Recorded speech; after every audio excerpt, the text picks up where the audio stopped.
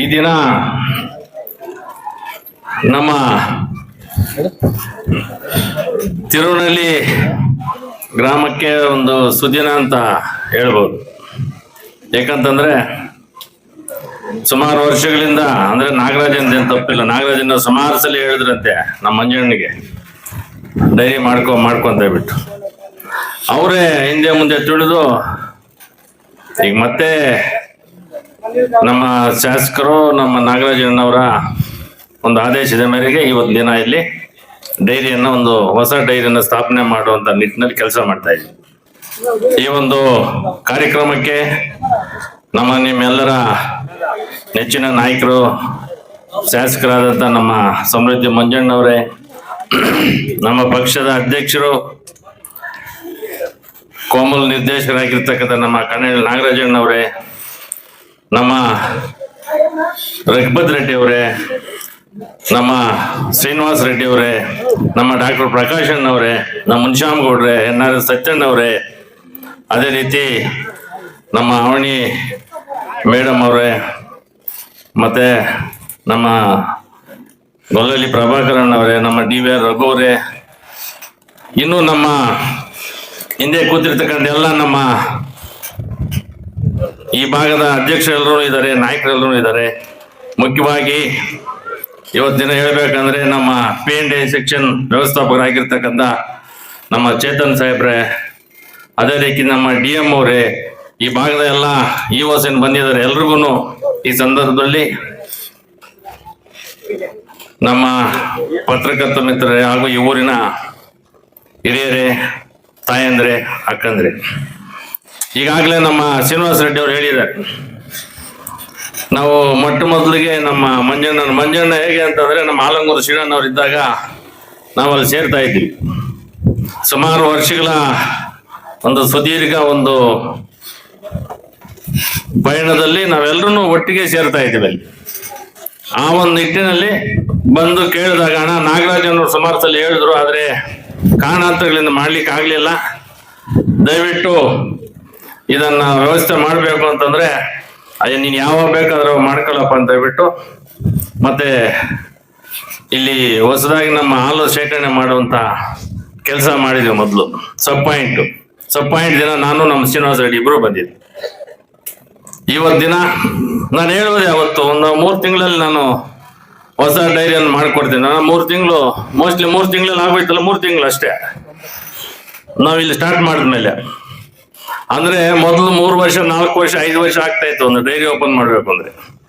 ಬಹುಶಃ ಈಗ 3 ತಿಂಗಳು 6 ತಿಂಗಳೊಳಗೆ ಮಾಡುವಂತ ಒಂದು ನಿಟ್ಟಿನಲ್ಲಿ ತಾವೆಲ್ಲರೂ ಕೆಲಸ ಮಾಡ್ತಾ ಇದ್ದೀವಿ. ಬಹುಶಃ ಒಳ್ಳೇದಾಗ್ಲಿ, ಈ ಡೈರಿಯ ಒಂದು ಉನ್ನತ ಮಟ್ಟಕ್ಕೆ ಬರಲಿ.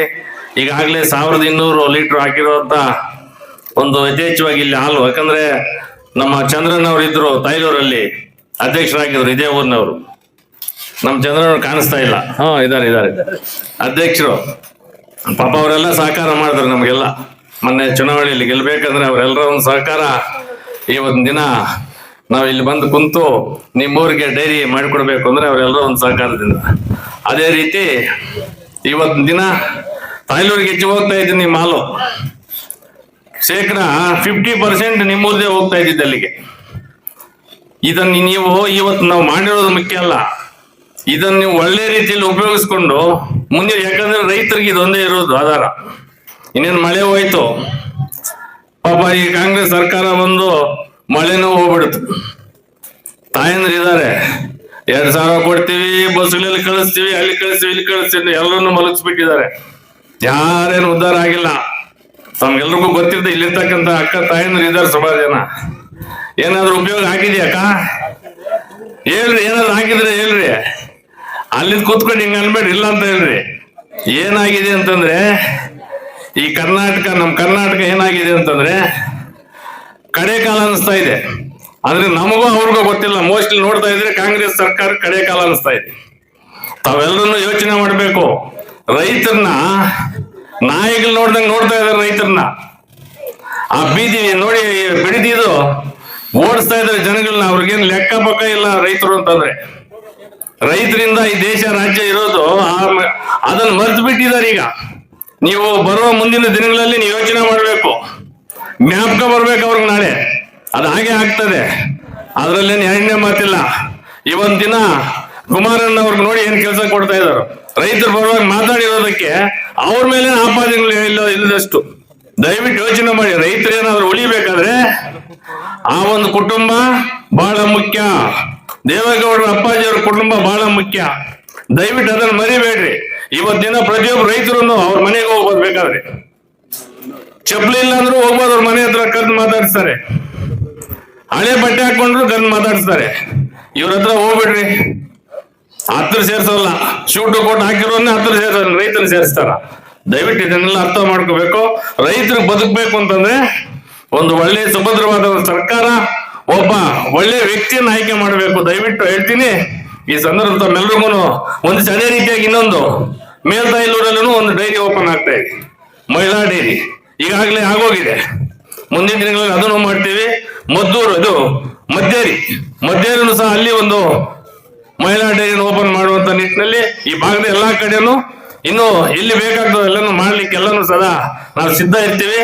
ನಮ್ಮ ಶಾಸಕರು ನಮ್ಮ ನಾಗಣ್ಣವರ ಒಂದು ಆಶೀರ್ವಾದದಿಂದ ಆದೇಶದಿಂದ ನಮ್ಮ ಆದೇಶದ ಮೇರೆಗೆ ಈಗ ನಾವು ಗುದ್ಲಿ ಪೂಜೆ ಮಾಡ್ಕೊ ಬಂದ್ವಿ ಬೆಳಗಾನಲ್ಲಿ. 10 ಲಕ್ಷ ರೂಪಾಯಿ ನಮ್ಮ ಒಂದು KMF ಇಂದ ಮತ್ತೆ ನಮ್ಮ ಮದರ್ ಡೈರಿಯಿಂದ ಕೊಡುವಂತ ನಿಟ್ಟಿನಲ್ಲಿ ಕೆಲಸ ಕೊಡ್ತೀವಿ. ಅದನ್ನ ಡೈರಿಯನ್ನ ಬೇಗ ನೀವು ಅದನ್ನ ಕಟ್ಟಡ ನಿರ್ಮಾಣ ಮಾಡಿದಲ್ಲಿ 10 ಲಕ್ಷ ರೂಪಾಯಿ ಕೊಡುವಂತ ಕೆಲಸ ಮಾಡ್ತೀವಿ ಅಂತ ಹೇಳ್ತಾ, ಅದೇ ರೀತಿ ಇಲ್ಲಿನೂ ಅಷ್ಟೇ ಅವರ ಒಂದು ಆದೇಶದ ಮೇರೆಗೆ ಇಲ್ಲಿನೂ 10 ಲಕ್ಷ ರೂಪಾಯಿ ಕೊಡುವಂತ ವ್ಯವಸ್ಥೆ ಮಾಡ್ತೀವಿ. ಹೊಸ ಡೈರಿಯನ್ನ ನೀವು ಇಲ್ಲಿ ಕಟ್ಟಡ ಪ್ರಾರಂಭ ಮಾಡಿ. ದಯವಿಟ್ಟು, ಯಾಕಂದ್ರೆ ಇಲ್ಲಿ ರಾಜಕೀಯ ಬೆರೆಸಕ್ ಹೋಗ್ಬೇಡ್ರಿ. ಮುಂದಿನ ದಿನಗಳಲ್ಲಿ ರಾಜಕೀಯ ಬಿಟ್ಟು ರೈತರಿಗಾಗಿ ದುಡಿಯುವಂತ ಕೆಲಸ ಮಾಡ್ರಿ ಅಂತ ಈ ಸಂದರ್ಭದಲ್ಲಿ ಹೇಳ್ತಾ, ಏನು ನಾವು ಮಾತಾಡಲು ಅವಕಾಶ ಕೊಟ್ಟ ತಮ್ಮೆಲ್ಲರಿಗೂ ಹೊಂದಿಸಿ ನನ್ನ ಮಾತನ್ನು ಮುಗಿಸ್ತಾ ಇದ್ದೀನಿ. ಜೈ ಹಿಂದ್, ಜೈ ಕರ್ನಾಟಕ.